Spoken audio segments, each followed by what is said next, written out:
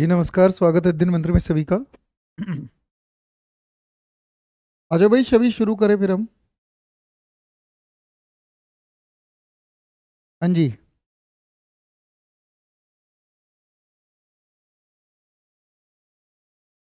क्या हमने उपसर्ग पढ़ लिया था? सभी बच्चे बताइए। और हम उस उपसर्ग की शुरू कर रहे हैं। मैंने एक उपसर्ग करा दिया था आपको।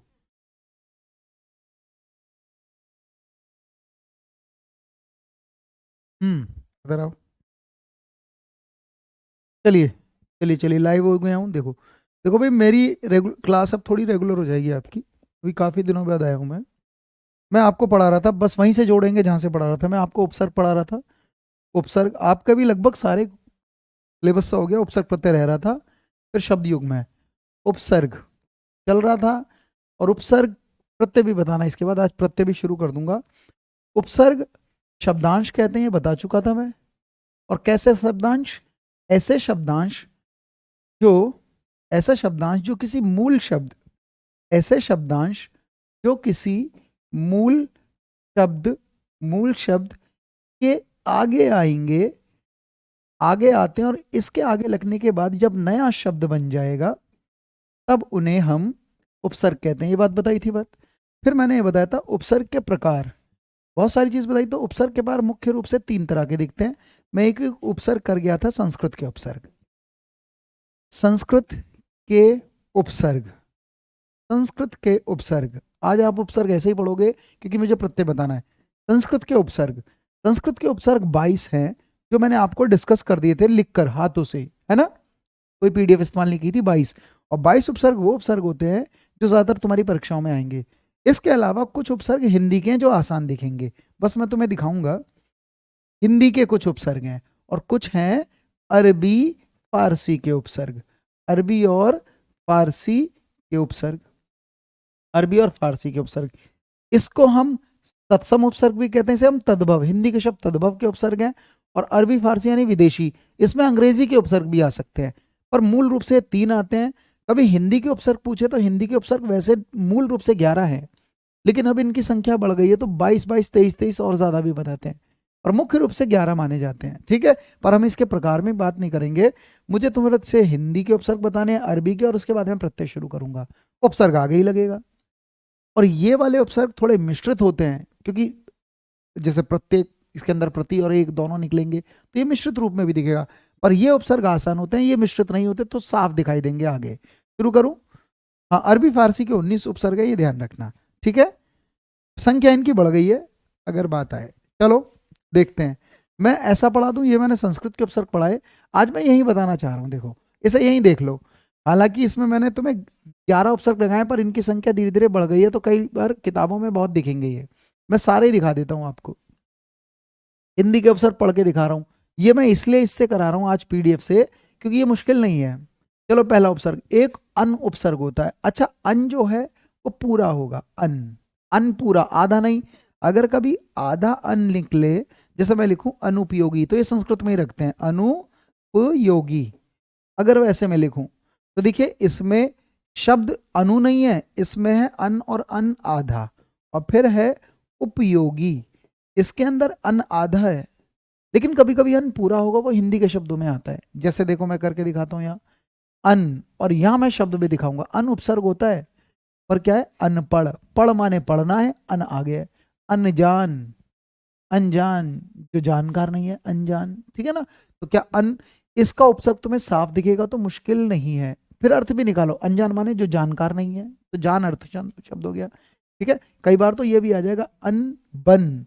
कई लोग कहेंगे सर बन का अर्थ है जिससे बनती नहीं है, अनबन हो गई है, बन ही नहीं रही उससे, ठीक है। तो इसमें भी अन उपसर्ग है। तो मैं कुछ और शब्द भी लिख दूंगा। पर एक बार बताइए, क्या ये मिश्रित रूप में दिखाई देगा या साफ? तो ये पहले दिख रहा है। तो हिंदी के उपसर्ग की बात कर रहा हूं, समझ लो इसे तुम। अव्यय की एक ही क्लास है पोर्टल पर, और एक ही क्लास तो ही करनी थी सार। एक ही क्लास है पोर्टल पर। अव्यय तो मैंने सारा ही करा दिया था बेटा। अव्यय तो मैंने लगभग, दूसरी क्लास देख लेना, शायद उसके बाद ही कुछ हो। मैं देख के बता दूंगा किस कहाँ है अव्यय का सेकंड पार्ट। या तो मैंने पूरी एक क्लास में ही करा दिया होगा अव्यय, और नहीं है तो मैं ढूंढ के बता दूंगा। मैं मिल जाएगा तुम्हें, टेंशन छोड़ो अव्यय का। क्रिया विशेषण और संबंध बोधक होंगे शायद एक पार्ट में, मैं करा दूंगा, दूसरा बता के भिजवा दूंगा, क्योंकि पढ़ा है तो मैंने, दूसरा पार्ट भी है। एक है अध। अध भी उपसर्ग, ये ऐसे उपसर्ग हैं जो आसान होते हैं, जो साफ चिपके होते हैं, बहुत ध्यान से सुनना। अध मरा, अरे अध मरा, आधा मरा, अध माने आधा ही होता है। अध पका, आधा पका। कभी कभी आ जाएगा अध कचरा, तो देखिए अध अगर ऊपर दिखाई दे और कचरा माने कूड़ा, तो ये भी माना जाएगा अध कचरा। अरे सही है, अध कचरा। सेकंड पार्ट है? अच्छा नहीं मिल रहा है तो तानिया मैं बोल दूंगा, मिल जाएगा, मैं भिजवा दूंगा, मैं लिखवा के भिजवा दूंगा, ठीक है, उसकी टेंशन छोड़ दो, क्लास होगी तो वो मिल दिख जाएगी। एक कभी कभी ऊ भी लेते हैं, ऊ चक्का, उच्च नहीं होता, ऊ जड़ना, जड़ना, जड़ दूंगा तेरे, ठीक है या नहीं है, उजड़ना, उपसर्ग हो सकता है, बस साफ देखना। वैसे ये पूछेगा नहीं तुमसे। अन और अध मूल उपसर्ग माने गए, शुरू में 11 उपसर्ग बने जो मैंने लिखवाए थे, पर इनकी संख्या बाद में लोगों ने और बढ़ा दी। एक उन भी मूल उपसर्ग है, यह पूछा जा सकता है। उनका असली में अर्थ होता है एक कम, एक कम, बहुत ध्यान से सुनना, एक कम, उनका अर्थ होता है एक कम। और ये ज्यादातर गिनती वाले शब्दों में आएगा, जैसे 19, 29। अच्छा बताओ, 30, 30 माने 30, उन माने एक ज्यादा एक कम, एक कम, तो 29 को कहते हैं 29।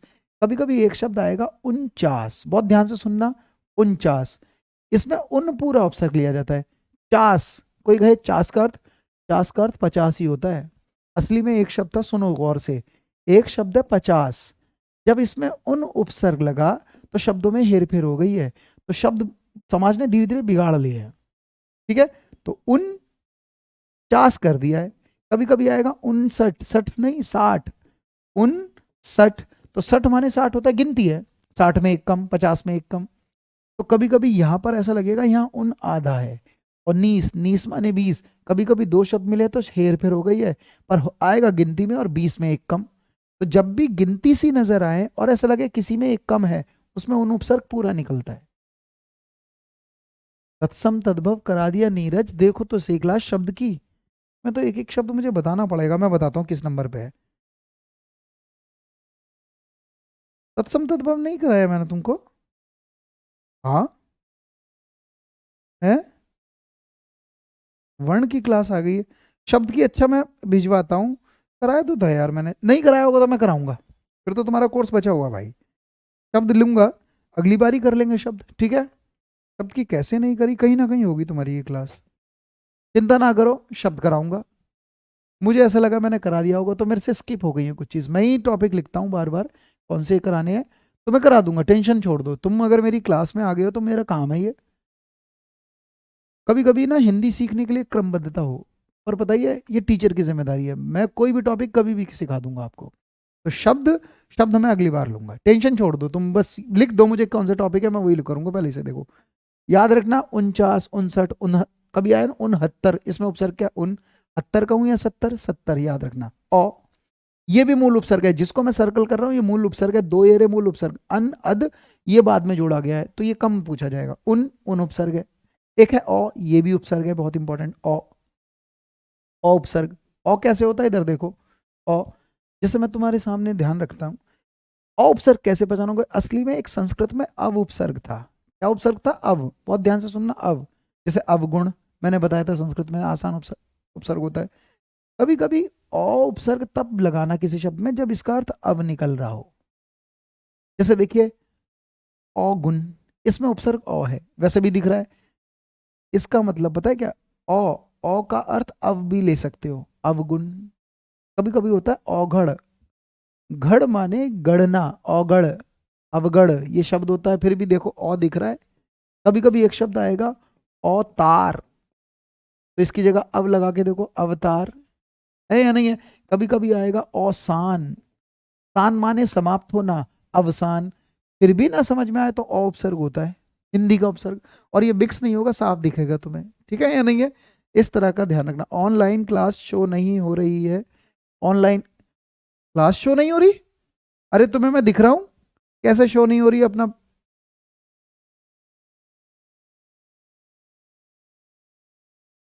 क्या बच्चे मेरी क्लास दिखाई दे रही है तुमको, सब बच्चे बताइए मैं दिख रहा हूं, सब बच्चे बताइए क्या मैं लाइव हूं, मैं देख लूं लाइव हूं भी नहीं, तुम लोग कह तो देते हो लाइव नहीं हो। लाइव तो हूँ बेटा, मैं तो खुद ही दिख रहा हूँ अपने आप को। ये लिखा हुआ है, मैं दिख रहा हूँ, देखो।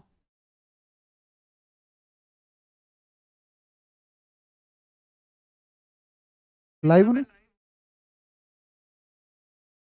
आवाज ही नहीं आ रही होगी, ठीक है ना? और लाइव हूँ मैं। चलो आगे बढ़ो। चलो। तू ऑनलाइन कैसे नहीं दिख रही तुम्हें? तुम अपना देखो। वर्ण का टॉपिक उसके अंदर है बेटा, बच्चे मैंने डलवाई है क्लास, कैसे कर रहे हो? वर्ण का क्लास मैंने शो करा दिए, देखो। हो सकता है मैं शब्द की क्लास भी डलवा दूंगा आपको। शब्द की क्लास में डलवा दूंगा, वैसे पढ़ाया होगा शब्द मैंने, उसे देख लेना।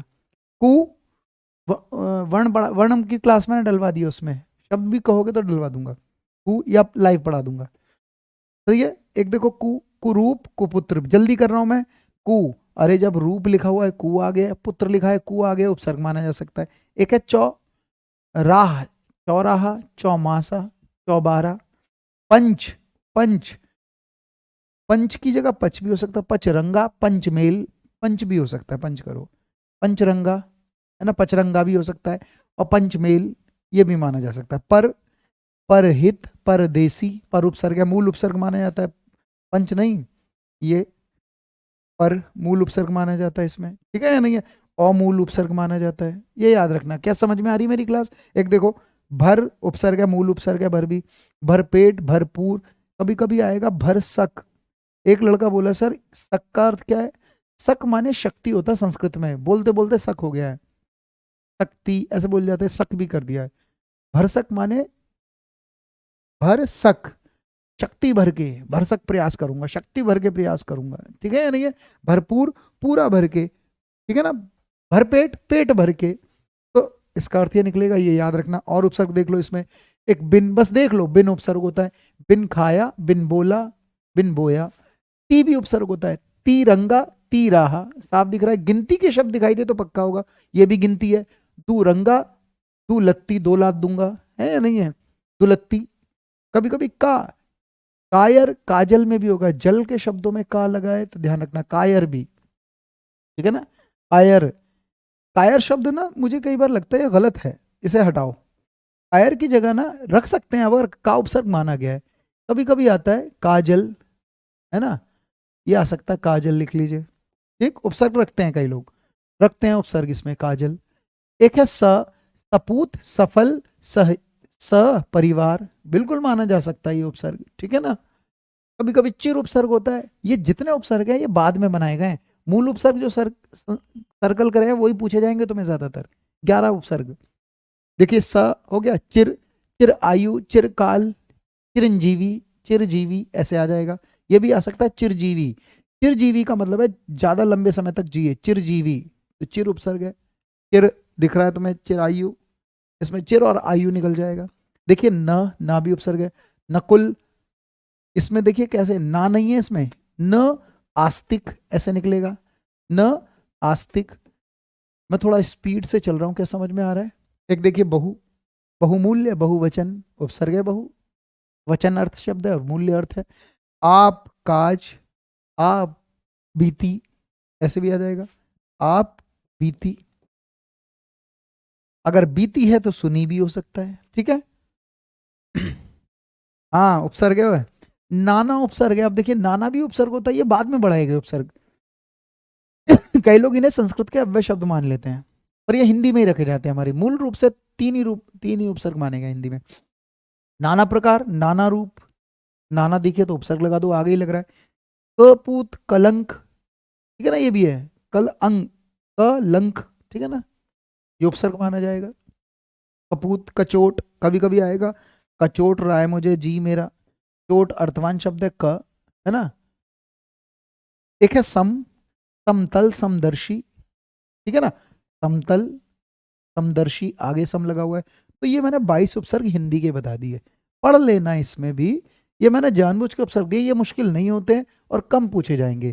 कुछ अरबी फारसी के बता रहा हूं मैं, देखो तीसरा उपसर्ग अरबी फारसी का। अरबी फारसी के उपसर्ग एग्जाम में पूछे जाते हैं, लेकिन ये भी ऐसे उपसर्ग हैं जो आसान है। एक तो मैंने इनका अर्थ लिखा है, किन उपसर्गों का जब ये शब्द में लगेंगे तो ये अर्थ दे सकते हैं। जैसे पहले बताओ, बेघर, बे माने होता है बिना, या तो रहित होगा या क्या होगा, बिना, दोनों अर्थ ले सकते हो। बिना घर के, बेदर्द, बिना दर्द के। घर रहित भी हो सकता है, दर दर्द रहित भी हो सकता है। कभी कभी दर का मतलब में होता है, कभी कभी आएगा दर असल, इसका मतलब है असल में, दरबार, बार में, ठीक है ना। दरख्वास्त, ख्वास्त में, दर बदर, ये भी माना जा सकता है। कर्म उपसर्ग नहीं है, कर्म उपसर्ग नहीं है, कर्म मूल शब्द है, ठीक है। उपसर्ग जो मैंने पहले लिखे हैं उनको अंडरलाइन करोगे। एक देखो ये, बा, बा माने सहित, साथ में, इज्जत, ब इज्जत, ब अदब, है ना। एक एक कम भी होता है, याद रखना। कम उम्र, कमजोर, कम सिन, कम वक्त। कम उम्र, कम उम्र माने जिसकी उम्र कम हो। कमजोर, जिसका जोर ही कम लगे, है ना, ठीक है ना। कम वक्त, कम हो सकते हैं, कम उपसर्ग लगाए तो लगाओगे। एक ला भी उपसर्ग होता है, पेपर में आता है। ला का मतलब परे या बिना। इलाज, ला इलाज, इलाज सहित। वारिस, ला वारिस, जो वारिस सहित, नहीं ला वारिस बिना वारिस के, इसका अर्थ बिना भी ले जाएंगे ला का। ला इलाज, बिना इलाज के, जो इलाज से परे है। ला वारिस, बिना वारिस के। कभी कभी ये भी आ जाएगा लापता, इसमें भी रखोगे बिना पते के, लापता उपसर्ग तो है ला, ऐसा आएगा। एक है ना, ना उपसर्ग है, आगे लगेंगे ये उपसर्ग। ना माने नहीं होता है, ना पसंद, ना काम, ना मुराद, ना वाकिफ, ऐसे आता है। सारे बताओ हिंदी के उपसर्ग है, फारसी के, ये सारे फारसी के शब्द हैं, अरबी फारसी के। हाँ एक्सटेंड हो गई है, लेकिन केवीएस नवोदय की तैयारी करते रहो तुम लोग, डीएसएसबी की तैयारी कर रहे हैं आप, ये अच्छी बात है। पर सारे एग्जाम की तैयारी यही तैयारी जैसे आती आ जाएगी हिंदी, तो उनमें पूछा जाएगा हर हर हर हाल, हर दम, हर वक्त, हर उम्र। अगर मैं लिखूं हर उम्र, तो ये भी तो उपसर्ग है, ये भी तो उपसर्ग है। आप निकालिए, हर भी होता है। खुश, ये सबसे इंपॉर्टेंट उपसर्ग है, बहुत आता है। कभी कभी एक शब्द आता है खुशबू, लोगों को लगता है खुश का अर्थ है अच्छा, और बू इसमें प्रत्यय लगा है, पर असली में इसमें मूल शब्द है बू। बू माने गंध। और खुश उपसर्ग होता है, खुश हमेशा कई शब्दों के आगे लगाता है। खुश नसीब, खुश किस्मत, खुशबू, खुश फहमी, है या नहीं है।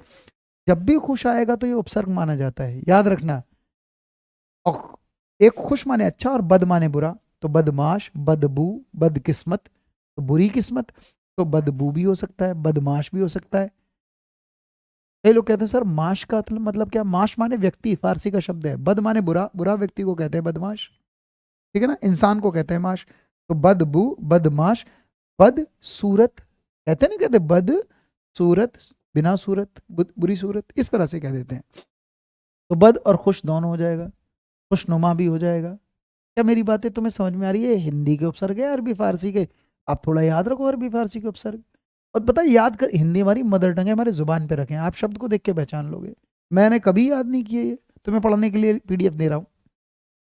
एक है सर, सरहद, हद माने एक सीमा, सरहद जिस जो हद में है। कभी कभी बेहद भी होगा। हद अर्थवान शब्द है, बे बिना हद के, जिसकी कोई हद ही नहीं है, बे उपसर्ग भी होगा। तो सरहद, ठीक है। सरफरोश, सरपंच, यहां लिखा है सरपंच, सरपंच, तो ये भी उपसर्ग है बच्चे। तो बहुत मुश्किल नहीं है, बस मुझे बताना था तुम्हें।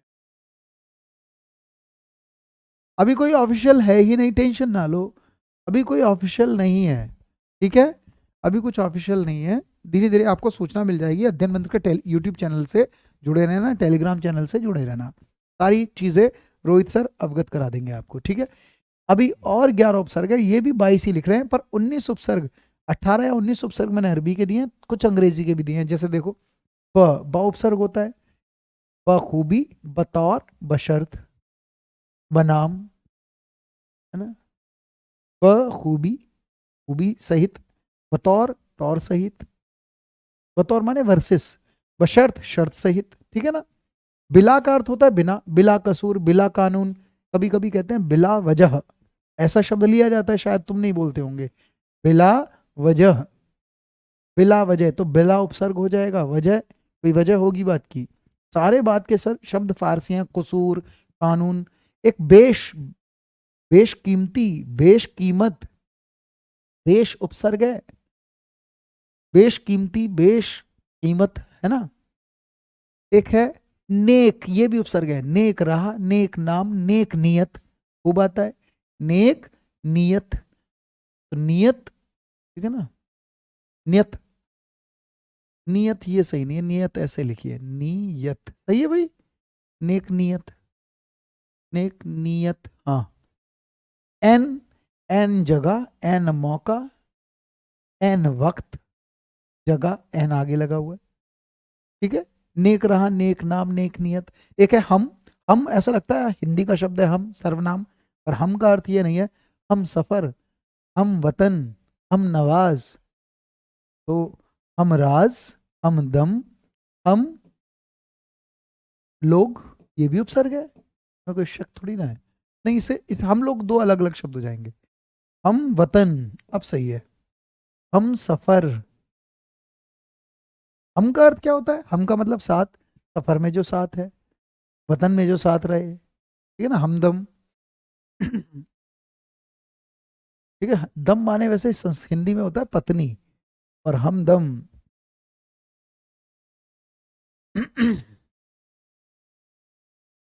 पंच मूल उपसर्ग नहीं है, पंच मूल उपसर्ग नहीं है, कहाँ लिखा है मैंने यहाँ, यहाँ मैंने अंडरलाइन ही नहीं किया होगा, पंच मूल उपसर्ग नहीं है, नहीं, जो सर्कल डाला हूँ 1 2 3 4 5 6, ये मूल उपसर्ग है। एक और डाला होगा यहाँ कहीं ना कहीं, डाला है कोई? हम्म, याद रखना, बिन मूल उपसर्ग है, बिन बोला बिन पाया, पर भी होगा इसमें, है कहीं पर, याद रखना। हम्म, ये मूल उपसर्ग है। चलो आगे, पर मैंने कहीं ना कहीं लगाया, ये रहा पर, 1 2 3 4 5 6, हाँ यही रखना बस, आगे है, चल रहा हूँ मैं, देखो, पंचमूल उपसर्ग नहीं है पुनः, पवन जी। अल, अल गरज, अलविदा, अल हिलाल सुना होगा, है ना, अलविदा उपसर्ग पूछा गया है, अलबत्ता, बत्ता माने बातें, अलबत्ता, याद रखना ये भी माना जाएगा अल। और अल गरज, अल दिखाई दे उपसर्ग निकालो आप। ये चार उपसर्ग जो हैं, ये चार, ये अंग्रेजी के उपसर्ग हैं, और ये विदेशी उपसर्ग इसमें रख लिए जाते हैं विदेशी वालों में। जैसे देखिए गैर, गैर हाजिर, नहीं गैर तो नहीं है, गैर तो अरबी फारसी का ही है, ये चार उपसर्ग रखना है संस्कृत के। गैर मुल्क, गैर कानूनी, है ना, गैर हाजिर, गैर मर्द, गैर मुल्क, मुल्क फारसी का शब्द है, गैर मुल्क, ठीक है या नहीं है। एक देखो, हेड, हेड इंग्लिश का शब्द है, हेड कांस्टेबल, हेड मिस्ट्रेस, है ना, head minister, head master, head office, ये अंग्रेजी के उपसर्ग भी विदेशी उपसर्ग में डालते हैं, हेड पहले लगा है। हाफ कमीज, हाफ बाजू, हाफ ऑमलेट, ठीक है या नहीं है, हाफ माने आधा लिया जाता है, सब, ये भी उपसर्ग लिया जाता है, सब मजिस्ट्रेट, सब जज, ठीक है ना, सब इंस्पेक्टर, सब registrar, sub committee, sub inspector भी होगा। और एक को ऑपरेटिव, को मूवमेंट, को ऑपरेशन, कहते नहीं कहते हम, को ऑपरेशन हो सकता है, को उपसर्ग माना जाएगा, को ऑपरेटिव माना जाएगा, को कुलर एक्टिविटी, ऐसा होता है ना, तो को भी उपसर्ग माना गया है। पहले बताइए सारे शब्द समझ में आए? आज की क्लास थोड़ी सी नीरस सी लगी होगी, क्योंकि सिर्फ मुझे उपसर्ग दिखाने थे। संस्कृत के ही उपसर्ग पूछेंगे तुम्हारे पेपर में, ज्यादातर हिंदी फारसी के उपसर्ग आसान है। क्या ये समझ में आया? कुछ बताने की इसमें जरूरत है या हो गया? अब क्लास आएगी प्रत्यय की, प्रत्यय यहीं से शुरू करूंगा मैं, प्रत्यय में कुछ चीजें देखेंगे फिर आगे बढ़ जाएंगे। पहले बताइए समझ में आ गया? तो मैंने दोनों उपसर्ग को ऐसे ही बता दिए, ऐसा इसलिए भी बताया है, एक भी उपसर्ग एक दूसरे में मिक्स नहीं होते, मूल शब्द में अंदर नहीं जाते, साफ नजर आते हैं। ये सबसे आसान पहचान थी इसकी, सबसे आसान पहचान ये थी कि ये साफ नजर आएंगे। क्लियर है सभी को? ये साफ नजर आएंगे। अभी कोई डेट नहीं है, देखेंगे। सुनो, तुम मुझसे कह रहे हो एक तो तुम्हें शब्द, हो सकता है शब्द लाइव करूं, लेकिन अगली बार मैं पहले प्रत्यय खत्म करूंगा, फिर शब्द युग्म कराऊंगा थोड़ा सा, और शब्द की कहानी वहीं से शुरू कर दूंगा। अगर शब्द नहीं हुआ है तो शब्द कराऊंगा मैं। पहले मैं देखता हूं मैंने कराया है नहीं, क्या पता आप तक पहुंचा ना हो, मैंने कराया, लाइव पढ़ाया है वैसे मैंने शब्द। अरे बता दो दिए हिंदी के उपसर्ग, ये तो अरबी फारसी के उपसर्ग, देखो विदेशी उपसर्ग अरबी फारसी के बताए, इससे पहले ये बताए ना हिंदी के। ये क्या लिखा है, पढ़ो जरा, हिंदी के उपसर्ग पढ़ाए तो है मैंने, हिंदी के उपसर्ग, और ये 22 उपसर्ग ये लगभग बता दिए, ये पढ़ाया भी देखो तुम्हारे सामने। एक ये बताए, ये रहे हिंदी के, यहां से विदेशी उपसर्ग शुरू तीसरे। नहीं, मूल उपसर्ग नहीं पूछा जाता, बस उपसर्ग छांटना पड़ेगा तुम्हें, तो छांट लोगे तुम। बाकी मैंने संस्कृत के बता दिए थे। आगे की कहानी बढ़ेगी अब, आगे की कहानी यहाँ से बढ़ेगी, ये मैंने करा दिया। अब कहानी बढ़ेगी यहाँ से। आज मैं पढ़ा रहा हूँ प्रत्यय, बहुत ध्यान से सुनना। प्रत्यय शुरू करते हैं, प्रत्यय शुरू करते हैं। प्रत्यय अलंकार भी आने हैं। अगर अलंकार नहीं, वैसे अलंकार देखो हो गए होंगे तुम्हारी क्लास में, अलंकार देख लेना। वैसे मैंने करा दिया अलंकार। तुम कहाँ जा रहे हो? मैं देख ही लूँ तुम्हारे टॉपिक को, मैंने कराया या नहीं कराया, तुम कैसे पढ़ रहे हो। अलंकार करा चुका हूँ मैं, अलंकार करा दिए इस क्लास में। पहले बताओ, लिख के बताना भाई तुमने पढ़े हैं अलंकार।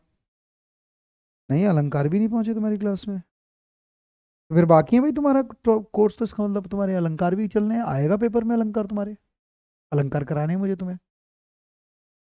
तो सम भिन्नार्थक वो भी कराऊंगा, वो भी लेके चलूंगा। हालांकि वो शब्दों में ही आएगा, लेकिन फिर भी मैं श्रुत सम भिन्नार्थक शब्द युग्म और श्रुत सम भिन्नार्थक ले लूंगा, और ये करा दूंगा। और भारती और कुछ अलंकार नहीं है, वो भी कराऊंगा। चलो अलंकार, इसका मतलब बड़ी क्लास बची हुई है, एक अलंकार भी कराऊंगा बस। अलंकार और क्या कहते हैं, श्रुत सम भिन्नार्थक भी लेने हैं। और चलो, तो ये भी होगी क्लास, तो क्लास की तो चलेंगे तुम्हारी अभी, इसका मतलब अभी नहीं, अभी तो चलनी है। चलो प्रत्यय कवर करते हैं। प्रत्यय किसे कहते हैं, सुनो। प्रत्यय भी शब्दांश होते हैं। अच्छा, कैसे शब्दांश, अभी पूछूंगा कैसे शब्दांश। ऐसे शब्दांश जो मूल शब्द, मूल शब्द, मूल शब्द किसे कहते हैं? ऐसा कोई शब्द जिसका अर्थ भी निकले और जिसके और ज्यादा टुकड़े ना कर पाओ आप, वो होगा मूल शब्द। और इस मूल शब्द में जो शब्दांश पीछे लगते हैं, ये प्रत्यक्ष पूरे शब्द नहीं होते, शब्द के एक अंश होते हैं, इस शब्द का अंश होता है जो पीछे लगेंगे। ऐसे शब्दांश जो अंत में लगेंगे या पीछे लगेंगे, अंत लिख देता हूं पीछे की जगह, अंत में लगे, अंत में लगे, अंत में लगे, और अंत में लगने के बाद नया ही शब्द बना दे, नया शब्द में परिवर्तन कर दें या नया शब्द बना दें, उन्हें हमारी हिंदी में प्रत्यय कहते हैं। जैसे देखिए, अगर मैं तुम्हारे सामने एक शब्द कहूं मानव, और इसके पीछे मैं ता लगा दूं, तो शब्द क्या बन जाएगा? मानवता। शब्द क्या बन जाएगा? मानवता। फिर आपको ये छांटना पड़ेगा, क्या इसमें उपसर्ग है या प्रत्यय है। तो मुझे लगता है कि उपसर्ग प्रत्यय छांटने से पहले ये बताओ इसमें मूल शब्द क्या है, अर्थवान शब्द क्या है। तो इसमें अर्थवान शब्द है मानव। ऐसा कौन सा शब्द का इसमें शब्द ऐसा है जिसका तुम अर्थ जानते हो? दो चीज होंगी इसमें, तो तुम कहोगे मानव अर्थवान शब्द है। फिर देखो इसके कुछ पीछे लगा है, आगे इसके पीछे लगा है ता, जो पीछे लगेगा वो प्रत्यय है, ठीक है। लेकिन कभी कभी ऐसा भी शब्द आएगा मानव, और अगर मैं इसमें ई लगा दूं तो कभी कभी प्रत्यय मिक्स भी हो जाएगा। यहां तो प्रत्यय साफ दिखाई रहता, ये रहा पूल शब्द मानव, लेकिन कभी कभी क्या होगा, मा न व, और फिर आ जाएगा ई, क्या हो जाएगा? मानवीय। तो कभी कभी प्रत्यय अंत भी अंत में होगा, तो मूल शब्द क्या निकालोगे? मानव। और फिर बताओ कहां तक पहुंच गए? वा तक। तो ये कौन सी मात्रा है? बड़ी बड़ी, उधर ले जाओ, क्या हो जाएगा? ई, और ये मानवीय। क्लियर है यहां तक बात? कहीं ना कहीं प्रत्यय वो है जो किसी मूल शब्द के अंत में जोड़ा देगा। बात समझ में आ रही है? तो मैंने हल्का सा तुम्हें बताया, मैं पहले परिभाषा लिखूंगा फिर मैं आगे बढ़ूंगा इसमें। तो चलो पहले अर्थ, अर्थ बात आती है प्रत्यय किसे कहते हैं। मैं लिख रहा हूं ऐसे शब्द नहीं, शब्दांश, शब्दों के अंश। ऐसे शब्दांश, ऐसे शब्दांश जो किसी मूल शब्द, मूल शब्द किसे कहते हैं? कि जिसके और ज्यादा टुकड़े ना कर पाए आप। ऐसे शब्दांश जो किसी मूल शब्द के, मूल शब्द के अंत में, लास्ट में, अंत में लग कर, लग कर, मैं ना अलंकार ना सबसे लास्ट में लूंगा। एक तो शब्द युग्म कराऊंगा, एक एक हम श्रुत भिन्नार्थक पहले ले लेंगे, ठीक है ना। ये वर्ड वकैब ज्यादा आएगा, हो सकता है तो मैं अलंकार आए भी ना, लेकिन हम बाद में लेंगे उसे।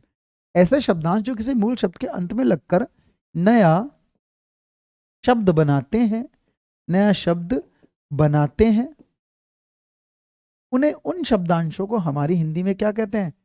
उन्हें, उन्हें प्रत्यय कहा जाता है।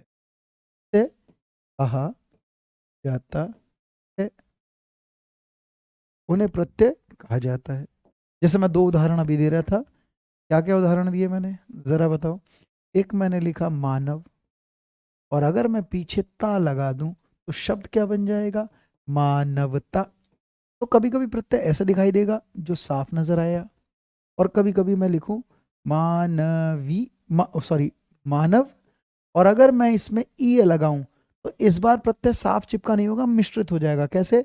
मा न व, और फिर मैं वा में ई लगा दूं, और यह ई है। बात समझ में आ रही है?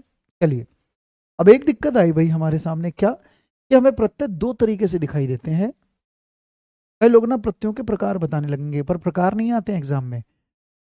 प्रकार बस इतना पूछेगा कौन तत् प्रत्यय कौन तद्धित प्रत्यय, लेकिन प्रत्यय पता है कैसे आएंगे? तुम्हें शब्द दे देगा, फिर पूछेगा इसमें प्रत्यय है, तो तुम्हें बताना पड़ेगा है, और फिर पूछेगा चार ऑप्शन देके कि इनमें से सही कौन सा है। तो कभी कभी बहुत मुश्किल शब्द भी होते हैं प्रत्यय में, मैं तुम्हें प्रत्यय बहुत मुश्किल भी कराऊंगा यहाँ। तुम इतना ध्यान रखना, प्रत्यय तुम्हें दो तरीके से दिखा, एक तो साफ पीछे नजर आएगा, एक कभी कभी अंदर मिश्रित भी होगा, तो तुम्हें खोद कर भी निकालना पड़ेगा प्रत्यय, है ना? जैसे मुझे बताओ, मैं कुछ एग्जाम्पल पूछ रहा हूँ, बताओ।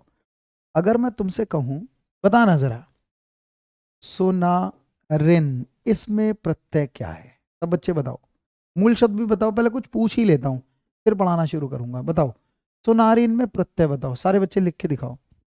मूल शब्द भी बताओ, प्रत्यय पीछे होगा, पहले मूल शब्द निकालो तब प्रत्यय निकलेगा, क्योंकि प्रत्यय बिना मूल शब्द के नहीं आएगा। बताइए, सबसे पहले बताइए सोनारिन में प्रत्यय क्या है? बड़ा आसान प्रश्न दिया, बताइए। इन हिंदी में लिखो, मुझे कैसे मालूम तुम कौन सा इन कर रहे हो, बड़ा वाला या छोटा वाला? मूल शब्द क्या निकलेगा? मूल शब्द और दोनों लिखाओ। हिंदी में भी तो टाइप करना सीखो तुम, इंग्लिश में ही करते रहते हो टाइप। इंग्लिश को हिंदी में मत लिखो तुम, हिंदी के फंट भी डालो अपने फोन पे। स्टूडेंट का एक तरीका सुनो भाई, तुम पढ़ रहे हो ना सारे बच्चे, तुम्हें लगता है कि इंग्लिश इंग्लिश ही सब कुछ है, लेकिन जब किसी कोई स्टूडेंट, तुम में से कई बच्चे हिंदी में लिखते हैं पता है, कुछ बच्चे इंग्लिश में ही टाइप कर रहे हैं। मेरी क्लास में ज़्यादातर बच्चे हिंदी में लिखते हैं, मैं तुम्हें सूचना दे रहा हूँ, उन बच्चों को दे रहा हूँ जो इंग्लिश में लिखते हैं। मुझे कोई फ़र्क नहीं पड़ेगा तुम हिंदी में लिखो इंग्लिश में लिखो, पर ना एक तैयारी का तरीका होता है। क्यों कुछ बच्चे हिंदी में लिख रहे हैं, क्या जरूरत आन पड़ी, वो इंग्लिश में ही लिख देंगे? तैयारी ऐसे नहीं होती है, तैयारी बिल्कुल सब कुछ कंप्लीट करके होती है। जब आप कहीं भी आधे अधूरे हो ना, तैयारी में कमी है आपकी, मैं ये मानता हूँ, मैं ये मानता हूँ। आप उसे उसी वे में दो जिस वे में आप पढ़ रहे हो।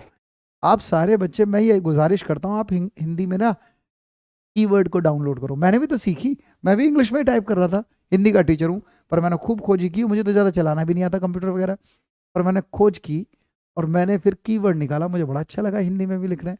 तो आप ना हिंदी को टाइप करना सीखो, और उसमें बड़ा आसान है, इंग्लिश को हिंदी में टाइप कर देते हैं लोग, मैं तो इंग्लिश को हिंदी में ट्रांसलेट करता हूँ, बोल के टाइप कर लेते हैं बच्चे। ठीक है, तो तुम ना थोड़ा सा ना हिंदी, सारे इंग्लिश वाले बच्चे हिंदी को भी फ्रंट रखो, ये जरूरी है तुम्हारे लिए। आधे अधूरे रहोगे ना तो तैयारी सही नहीं रहेगी।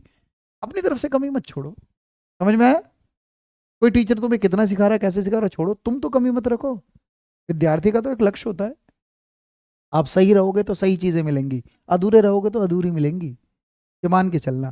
तो देखो कुछ बच्चों ने लिख दिया, पहला शब्द है सुनार। अच्छा बताओ, जब मैंने एक शब्द लिखा मिक्स है तो कहाँ तक पहुंचा? तू नार रा तक पहुंच गया, तो इसमें कोई छोटी मात्रा? हाँ छोटी मात्रा है, तो फिर दूर बाहर निकल कर कूद कर लिख दी जाती है छोटी, और फिर क्या, इन। ठीक है, चलो एक और शब्द बताओ, लकड़हारा। पहले आज चलो पढ़ने से पहले यही बताओ मुझे, इसमें प्रत्यय क्या है? इसमें बताओ लकड़हारा, वो तो कोई भी पूछ लेगा, शब्द तो इतने सारे हैं। बताओ लकड़हारा में प्रत्यय क्या है? लकड़हारा में क्या प्रत्यय है? अब देखो क्या निकालेंगे, लकड़हारा को बिल्कुल मूल शब्द भी निकाली, बिना मूल शब्द के नहीं होगा। हाँ छोटी ही आएगी, ये तो बता दिया तुमने। लकड़हारा में प्रत्यय बताना है, मूल शब्द भी बताओ, पहले क्या निकलेगा? हाँ, अब इसमें प्रत्यय पता है क्या है? हारा ही है। और कई लोग निकालेंगे मूल शब्द लकड़, पर लकड़ नहीं होता, लकड़ी होता है। कभी कभी मूल शब्द था लकड़ी और इसमें हारा प्रत्यय डाल रहा था, तो शब्द जोड़ते समय हेर फेर हो गई है। पहला मूल शब्द भी कभी कभी बदल देता है, आपको अंदाजा भी नहीं है। अगर मैं लड़कपन लिखूं तो ये शब्द बदल गया, बस प्रत्यय नहीं बदला है, प्रत्यय भारी रहा, प्रत्यय भारी रहा। तो बताओ लड़कपन, लड़क और पन या लड़का और पन? लड़का और पन, पन प्रत्यय है, पर लड़का। बचपन आया तुम्हारे पेपर में, बच कोई शब्द थोड़ी ना निकलेगा, बचपन बच्चों में होता है तो पहला शब्द बच्चा है। कभी कभी दो शब्द जुड़े तो शब्दों में हेर फेर हो गई है, कभी कभी इतनी फेर हुई कि प्रत्यय भी मिक्स हो गया और शब्द भी मिक्स हो गया। बात समझ में आई? इसके अंदर पन प्रत्यय है, पर मूल शब्द लड़क नहीं है, लड़का है। ये अर्थ पे कोशिश करूंगा। इसके अंदर लकड़ी क्यों निकालूंगा? हाँ लकड़ी निकलेगा, लकड़ा तो क्यों निकलेगा? लकड़ी हारा, लकड़हारा, यही निकलेगा और कुछ निकल ही नहीं सकता। अब यहाँ तो लकड़ था, पर जब दो शब्द जुड़े तो शब्दों में हेर फेर हो गई। ठीक, अच्छा। कभी कभी सुनार में इन गुहा, तो ये अंदर ही हो गया मिश्रित। तुमने दो चीज देखी, ये भी मुश्किल है और ये भी मुश्किल है, ये भी। कभी कभी प्रत्यय अंदर होगा मिश्रित रूप में, तुम्हें बताना पड़ेगा कौन सा है, और कभी कभी प्रत्यय बाहर होगा, तुम्हें ये बताना है शब्द कौन सा है। ये दोनों ही चीज होंगी। यानी कुछ प्रत्यय पीछे साफ दिखते हैं और जरूरी नहीं शब्द बदले, और कुछ शब्द मिक्स हो जाएंगे, कुछ शब्द मिक्स हो जाएंगे, कुछ साफ होंगे। तो जब भी तुम्हें उपसर्ग आएगा, शब्द आएगा और पूछेगा क्या उपसर्ग है, तो तुम्हें दो तरह का उपसर्ग दिखेगा, एक तो चिपका हुआ और एक अंदर। ज्यादातर अंदर वाले शब्द लोग सोचते हैं मुश्किल है, पर ये आसान है, इनके नियम है। लेकिन सबसे मुश्किल ये पड़ते हैं जो चिपके होते हैं, क्योंकि कई बार अंदाजा नहीं होता कौन कौन सा चिपका होगा। तो चलो मैं शुरू कर रहा हूं। लकड़ी, लड़की लिखा है मैंने। हाँ ये देखो, मैं लड़की लकड़ी में अंतर नहीं कर पाता हूँ, तो लकड़ी कर लो, फिर तो सही है। लकड़ी कर लो, मैं लड़की लिख देता हूँ, अंतर ही नहीं होता मुझे। इतना बड़ा हो गया, 10 साल तो पढ़ाते पढ़ाते हो गए, यही नहीं पता लगा बोलता सही हूँ पर लिख कुछ और देता हूँ। ठीक है, लिख और कुछ देता हूँ। चलो, हाँ चलो तो सुनो। हाँ बिल्कुल सही, किसने कहा? पवन जी ने सही कहा, लकड़ी हार और आ, तो आ प्रत्यय इसमें, लकड़ी हारा में आ प्रत्यय है। आ प्रत्यय लगा दूं? हाँ जी, लकड़ी हारा में, लकड़ हारा में आ प्रत्यय या हारा प्रत्यय, एक प्रत्यय या दो प्रत्यय लिख के दिखाओ पवन जी। दो प्रत्यय लगा दोगे इसमें? दो प्रत्यय लगा दें।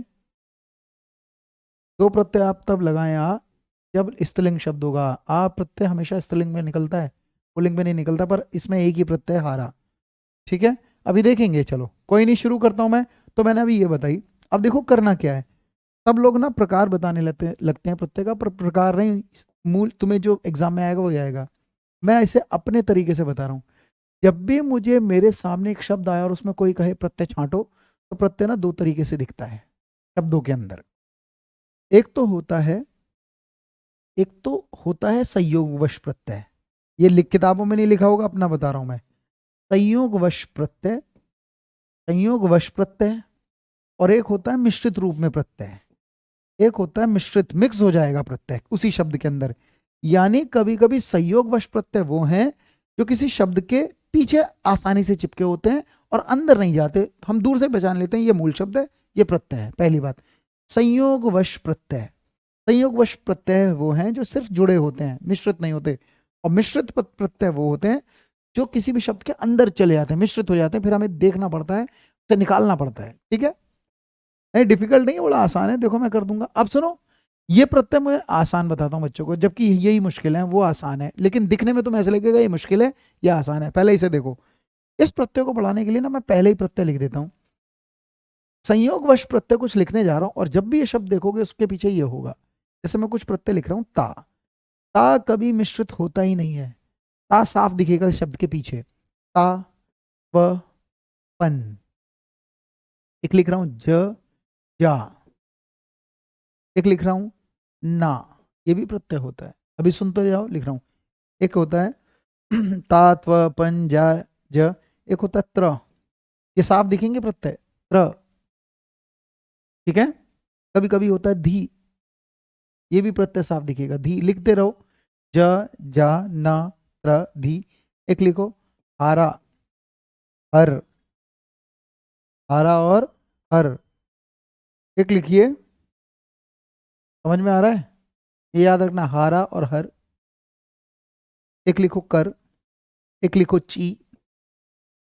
मैं अगर ये एक लिखो गर, अगर मैं शब्द ना भी लिखूं, ये मैंने कुछ फारसी के प्रत्यय भी लिख दिए, अगर मैं ये प्रत्यय ना भी लिखूं ना आपको, तो आप इनके बगैर भी पहचान लोगे। ये आसान तरीका दिखाऊंगा मैं, लेकिन उसे करना है तुमको।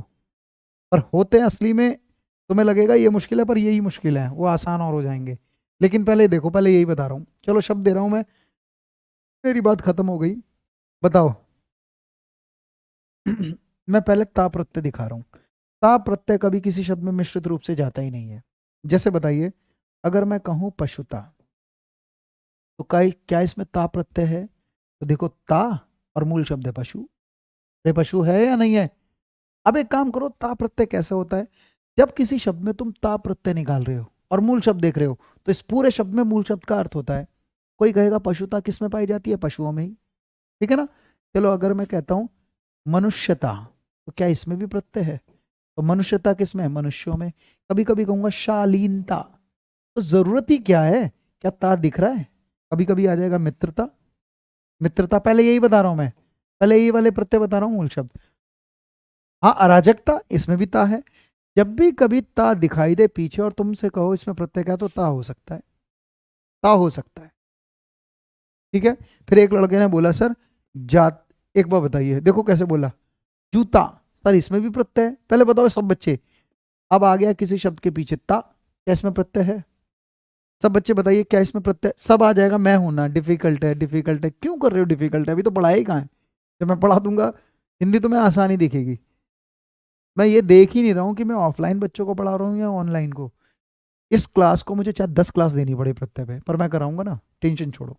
तुम मुझे बताओ, जूता, इसमें प्रत्यय है? क्यों? पीछे ता तो लगा है, इसमें प्रत्यय नहीं है। तो एक बात तो तुम समझ गए, जरूरी नहीं ता आ जाए तो प्रत्यय हो। तो प्रत्यय कैसे निकाले हैं? अब मैंने तो ये लिखा दिया जिसके पीछे ता है। तो एक बार बताओ, क्या इसमें मूल शब्द बता सकते हो? इसमें मूल शब्द है पशु, और फिर पूरा अर्थ देखो, ता पीछे लगा है। फिर एक बताओ, ता तो पीछे लगा है, पर मूल शब्द का इस पूरे शब्द में अर्थ है। पशुता पशुओं में है, मनुष्यता मनुष्यों में है, मित्रता मित्रों में है, शालीनता शालीन लोगों में है। और जू माने तो ये रही जू, ऐसे कर लो जू, पर वो दूसरी जू है। पर जूता में जू थोड़ी ना है, जूता अलग चीज है, और जू कैसे निकाल रहे हो? यानी ये एक ही शब्द है, अगर मैं इसे तोड़ूं तो सारा शब्द बिखर जाएगा। ठीक है ना? इसमें नहीं है। अब एक काम करो, इसमें तो नहीं है मैं कहता हूं, और एक शब्द और लिख रहा हूं मैं। बताइए, क्या जाता में प्रत्यय है? क्या जाता में प्रत्यय है? क्या जाता में प्रत्यय है? सब बच्चे बताइए, क्या जाता में ता प्रत्यय है? ता तो अब भी लगा है। यस और नो, हाँ या ना, ये बताओ, हाँ या ना। क्या जाता में प्रत्यय है? पात्रता में है, जाता में।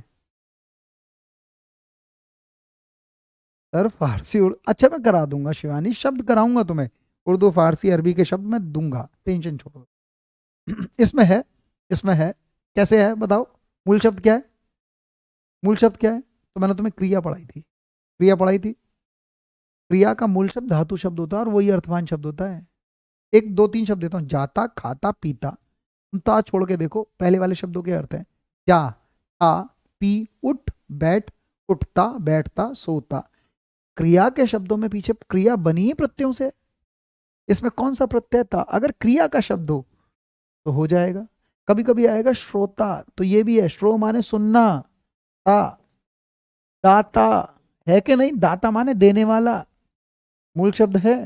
और सुनो, अगर कभी आए चलना, चलना, तो चल धातु शब्द है ना, देखो लिखा है मैंने ना, क्रिया के शब्दों में।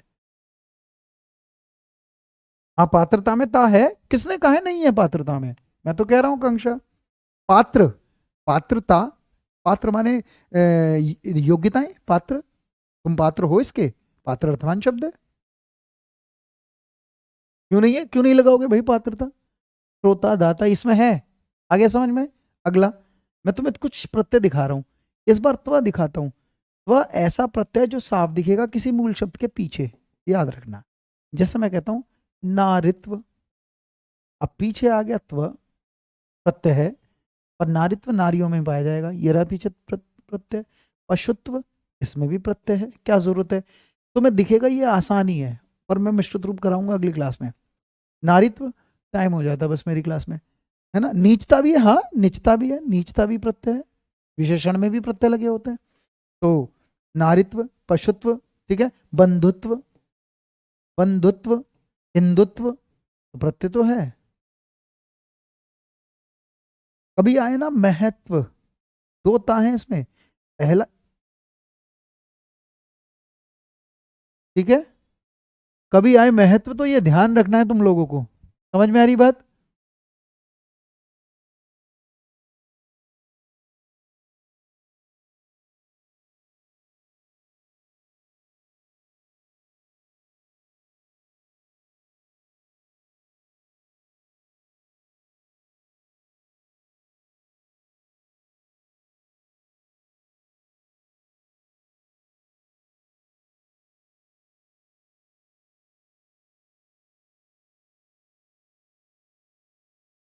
हेलो, हाँ जी। लकड़हारा का डाउट करूंगा अभी मैं, हारा प्रत्यय कुछ नहीं करो। लकड़हारा, लकड़हारा, अगर पीछे हारा प्रत्यय दिखे ना, हारा, तब प्रत्यय हो जाएगा। हा से पूरा प्रत्यय माना जाएगा, और लकड़ का मतलब है लकड़ी। अभी मैं करूंगा तुम खुद ही समझ जाओगे। हारा प्रत्यय दिख रहे हैं ना, मैंने लिखे हर हारा, ये दिख जाए पीछे तो प्रत्यय निकाल दो। ठीक, ये प्रत्यय जानबूझ के ही दे रहा हूं मैं यहाँ। महत्व में पहला मूल शब्द है महत, ये मूल शब्द होता है संस्कृत में, पीछे त्व जुड़ा हुआ है, तो ये भी है प्रत्यय इसमें। तो जब तुम्हें त्व दिखाई दे तो प्रत्यय निकालो। अभी रुकिएगा, कराऊंगा धीरे धीरे, एकदम थोड़ी ना करा दूंगा हारा कि तुमने पूछा और मैं बता दूं। अभी ये सारे लिखे, एक एक करके चल रहा हूँ, पन पे आया हूँ। एक देखो, पन से तुम हारा वाला भी निकाल लोगे। बस फिनिश कर रहा हूँ, इधर देखो। मैं पन और बता दूं, चलिए बताइए। अगर मैं तुमसे एक कह देता हूं सीधापन, सीधापन, क्या इसमें प्रत्यय है? इसमें निकाल लोगे आप, अरे सर पन है इसमें तो, सीधा साफ तो दिख रहा है पन। तो फिर ये बताओ, लड़कपन में है? सीधापन किस में पाया जाता है? सीधे लोगों में, तो लड़कपन भी लड़कों में पाया जाता है। अब यहां पर आ गया लड़क, तो एक चीज तुम्हें समझनी पड़ेगी, एक शब्द था लड़का, जब इसमें पन प्रत्यय जोड़ा तो कभी कभी समाज दोनों शब्द जोड़े तो हेर फेर हो गई है, ये शब्द बोलते बोलते बिगड़ गया है। तो कोई तुमसे पूछे लड़कपन में, पन तो प्रत्यय पीछे आ रहा है पर लड़का मूल शब्द है। इसी तरह से बचपन भी हो जाएगा, बचपन। तो मैं तुमसे कहूं लकड़हारा किसे कहेंगे? जो पत्थर तोड़ता है या लकड़ी तोड़ता है? लकड़हारा किसे करेंगे? और हारा मूल शब्द नहीं माना गया, पीछे जुड़ा हुआ है। तो पहला शब्द लकड़ी है, इसमें कौन सी दो राय है? दो शब्द बताओ। ये तो प्रत्यय भी नहीं है इसमें, एक है घोड़ा और दौड़, दो शब्द मिला रहा हूं, क्या बन जाएगा? घोड़ा दौड़ या घुड़दौड़? अरे शब्द घोड़ा ही दौड़ बना हुआ था, पर समाज ने बोलते बोलते बोलते बोलते बिगाड़ लिया। तो घोड़ा दौड़ में घुड़ निकलेगा, घुड़ दौड़ एक शब्द दे देगा तुम्हें, वैसे इसमें प्रत्यय नहीं है। तो घुड़ निकालू या घोड़ा? हिंदी हमारी मदर टंग है, उससे मजाक मत करो, घोड़ा कह सकते हैं, अर्थवान शब्द बोलो, दोबारा नहीं समझेंगे। पवन जी, महत्व, महत्व संस्कृत का शब्द है, उसमें त्व जुड़ा हुआ है, ठीक है या नहीं है? हाँ लड़की, कोई कहेगा सर लड़की भी तो हो सकता, तो हो सकता है, इसमें कोई दो राय नहीं है। लड़कपन भी लड़कों में पाया जाता है, लड़कपन लड़कियों में पाया जाता है। पर भारत पुरुष प्रधान देश है, पहले लड़का ही लीजिए। बचपन बच्चों में ही नहीं होता, बच्चियों में भी होता है, बच्चे में भी होता है। और बच्चा और पन ही लगाओ, बच्ची और पन मत लगाओ। हमेशा पुल्लिंग शब्द पहले लिखा जाता है हमारी हिंदी में, ये मैंने तुम्हें लिंग वचन में पढ़ाया था, फिर ऐसी बातें पूछ रहे हो तुम, ठीक है या नहीं है? पर लड़कापन पहले रखेंगे आप, पर कभी ऑप्शन बनाए तो लड़कीपन भी हो सकता है। याद हो गया पन, तो लड़कपन ऐसे जाएगा, बचपन, सीधापन, टेढ़ापन। चलो आगे। तो मैं कोई शब्द नहीं बता रहा हूँ, देखो तुम्हें अब समझा ही दूं। कोई मुझसे पहले, मैं डायरेक्ट करा रहा हूँ अब सारे, कोई लिख नहीं रहा हूँ, पहले यही। चलो बताओ, एक शब्द है रुचिकर, कोई मुझसे पूछे इसमें प्रत्यय है? एक मैंने बोला इसमें ना पीछे कर प्रत्यय, देखो मैंने यहाँ लिखवाया, तुम्हें समझो, देखे कितने समझ पाओगे। कर, ये रहा। मैंने एक बार पूछा, हाँ भाई रुचिकर में प्रत्यय है? एक, तो मैंने कहा, मैंने बता भी दिया इसमें कर प्रत्यय और मूल शब्द है रुचि। एक लड़का बोला सर इसमें मुझे तो प्रत्यय दिख ही नहीं रहा, इसमें उपसर्ग भी तो हो सकता है। मैंने कैसे? कि सर ये दोनों अर्थवान शब्द है, कर माने करना, रुचि माने रुचि, तो हम ये क्यों माने, इसे मान ले अर्थवान शब्द, कर आगे रुचि लगा हुआ है, ये उपसर्ग है, आप क्यों बता रहे हैं इसमें प्रत्यय है? तो देखो भाई अब सुनो, ये कैसे डिसाइड किया जाए, जब जब दो अर्थवान शब्द आए, इसमें प्रत्यय है कर, उपसर्ग रुचि नहीं है, ये मूल शब्द है, पीछे ये लगा है, तो देखिए इसका पूरा अर्थ निकालो। बताओ रुचिकर किसे कहते हैं? अर्थवान शब्द कौन सा है, इसके पीछे देखना है, फिर क्या लगना है। रुचिकर उसे कहते हैं जो रुचि रखता है, अर्थवान शब्द रुचि का ही है इसमें, कर का नहीं है। रुचिकर उसे कहते हैं जो रुचि रखता है, और पीछे क्या लगा है? कर। क्या बता सकते हो इनमें से अर्थवान शब्द कौन सा है? कौन ये कहता है दौलतमंद? दौलतमंद में कैसे मानो, मंद माने हल्का और दौलत माने दौलत, पर दौलतमंद किसे कहते हैं? दौलतमंद किसे कहते हैं? जो दौलत रखता है, ना कि मंद रखता है। अर्थवान शब्द ये है, तो फिर पीछे ये चिपका रखा है, जो रुचि रखेगा, रुचि पहले पीछे कर है। अरे मानवता कहूं तो प्रत्ययता इसलिए क्योंकि मानवता मानव में पाई जाएगी। अर्थवान शब्द कौन सा है? अगर मैं तुम्हें कहूं जादूगर, तो क्या तुम्हें प्रत्यय दिखता है? इसमें गर प्रत्यय है। वो क्यों? क्योंकि जादूगर उसे कहते हैं जो जादू दिखाएगा, ये मूल शब्द है, पीछे चिपका रखा है गर। नहीं आया समझ में अब भी? आपको ये डिसाइड कर पाओगे कौन इसमें मूल शब्द है? अफीमची, नकलची खूब आता है, नकलची, नकलची उसे कहते हैं जो नकल करता है, ची इसमें प्रत्यय है। अफीम ची, जो अफीम का सेवन करता है, इसमें मूल शब्द कौन सा और प्रत्यय कौन सा, ये डिसाइड नहीं कर पाओगे आप। शब्दशय, शब्दशय जरूरत भी नहीं है मुझे इसको देखने की, शब्द दिख रहा है, शाह प्रत्यय हो गया। अंततः, अंततः मैंने नए प्रत्यय दिए तुम्हें जो लिखे भी नहीं है। अंततः, अंत तय, क्या नहीं समझ में आया प्रत्यय उपसर्ग? उपसर्ग तो है भी कहाँ, मूल शब्द इसमें निकालो और प्रत्यय खींच लो। अब आ गया, मुझे लग रहा है अब आ गया तुम्हें, है? अरे आया है नहीं आया तो तुम मुझे बताओ, क्या बोल रहे थे तुम? लकड़हारा, लकड़हारा में प्रत्यय है या नहीं है? अब तुम इसको खूब डिटेल में बोल लो। लकड़हारा उसे कहते हैं जो लकड़ी को तोड़ रहा है, तो हारा ही तो प्रत्यय है, लकड़ लकड़ी तो मूल शब्द है इसमें। अभी भी नहीं आया? अब आ गया तो बताना, मैं कुछ शब्द दूं, देखो अब सारे पहचान लोगे, अब दिक्कत ही नहीं है। बहुत देखो, अगर मैं तुमसे कहता हूं अल्पज्ञ, क्या इसमें प्रत्यय है? मुझे तो यहीं से नजर आता है। अल्प, अल्प माने थोड़ा, ज्ञा माने ज्ञानी, और अल्पज्ञ वो है जो कम जान रहा है। इसमें अल्प की ही ध्वनि ज्यादा है, ज्ञा, ज्ञा इसमें प्रत्यय। कभी कभी आएगा सर्वत्र, सर्वत्र, इसमें कई लोग अत्र निकालते हैं, सर्व और अत्र, अत्र नहीं त्राई है पीछे, सर्व जाने वाला, सभी जानने वाला सर्वत्र होगा, ठीक है यार। ये उद्धारक में उत उपसर्ग है, उत, उत धारक, उत्हारक शब्द बनेगा, उत उपसर्ग है इसमें।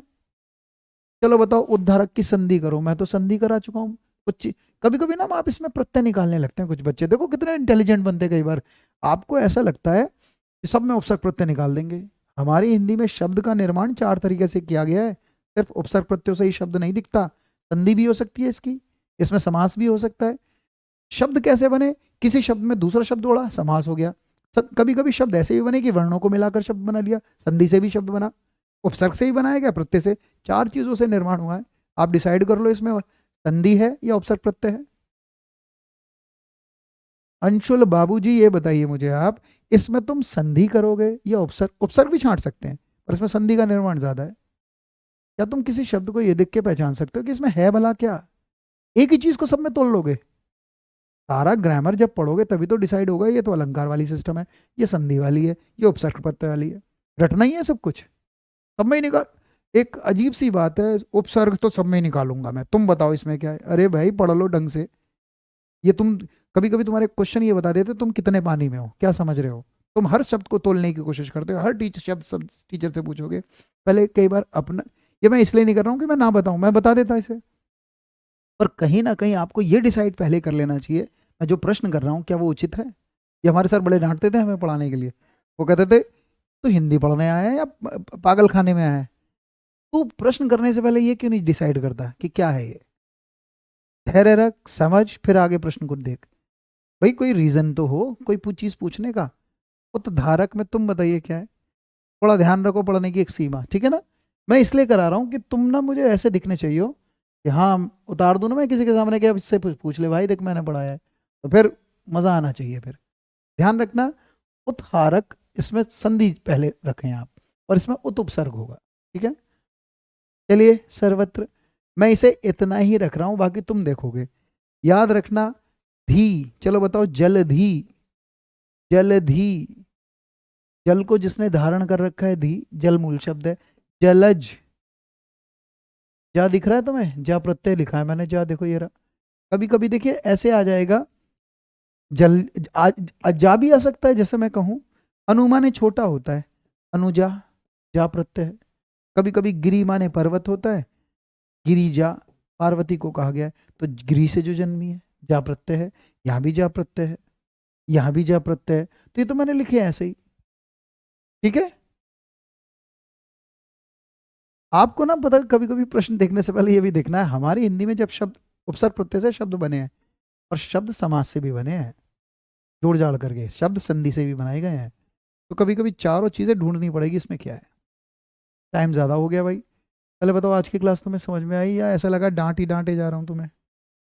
है, डांट भी जरूरी है तुम्हारे लिए, कभी सोचो तुम बड़े हो गए हो, डांटना बहुत जरूरी है, बिना डांट के आता भी नहीं है। क्या समझ में आया? डांट में एक अपनापन तो है, टीचर ये तो सोचता है मैं अब मेरा अपना है डांट रहा हूँ, वरना डांट जो डांटते नहीं है ना, वो रूखे ही आदमी है, शांत रहेंगे, अपना ही फायदा है उनको। गिरिराज, इसमें भी वैसे ये दो शब्द हैं, गिरी राजा। तुम इसमें ना समास पूछ सकते हैं, गिरिराज बहुब्रीहि समास है, तो इसमें उपसर्ग प्रत्यय क्यों ढूंढ रहे हो, इसमें उपसर्ग प्रत्यय क्यों ढूंढ रहे हो, गिरिराज में प्रत्यय क्यों लगाओगे, राजा, गिरी का राजा हिमालय को माना गया, तो हर शब्द में प्रत्यय थोड़ा ना ढूंढ लोगे। इसमें हो सकता है तुम समास ही ढूंढो, प्रत्येक कुछ नजर आएंगे, उपसर्ग कुछ नजर आएंगे। ठीक है, हैप्पी न्यू ईयर सभी को, आज इतना ही रखेंगे भाई, ठीक है ना। ठीक है, कल से नया आगाज होगा, और कल प्रत्यय में आगे चलूंगा। अभी तो मैंने ये बताया मिश्रित प्रत्यय सिखाने हैं तुम्हें, इसमें कुछ नियम कायदे आएंगे, एक प्रत्यय लगने पर शब्दों में क्या बदलाव होगा, बदलाव प्रत्यय चलेंगे। ठीक है ना, चलो आगे चलेंगे। आगे बढ़ने के बाद फिर देखेंगे हम शुद्ध संभिन्नार्थक हो गए, पहले बोलेंगे। कहाँ से शुरू करो, वर्णों से शुरू कर दो रविंदर, पहली क्लास जो होगी उसी को पढ़ना शुरू कर दो, ठीक है ना। पहली क्लास जो होगी उसी से मैं एक बार क्रम लगवा दूंगा उसका और ढंग से, और जो जो टॉपिक कह रहे हैं ना, तो जैसे शब्द पहले मैं देखता हूँ मैंने पढ़ाया कि नहीं, उसे देख लेंगे, ठीक है ना। मुझे लगा मैंने करवा दिया है तुम्हारे पैचेस, मैं बता दूंगा, नहीं कराओगे तो कराऊंगा, ठीक। चलिए, शुक्रिया सभी का, धन्यवाद। आज इतना रखते हैं, तो मैंने संयोगवश प्रत्यय खत्म कर दिया, ये मान के चलो, ऐसे ही रखना। ज्यादातर मिश्रित रूप वाला प्रत्यय आएगा तुम्हें, मिश्रित रूप वाला प्रत्यय आएगा, ठीक है। हाँ, एक साल बाद मिलते हैं, ठीक है। चलो, शुक्रिया।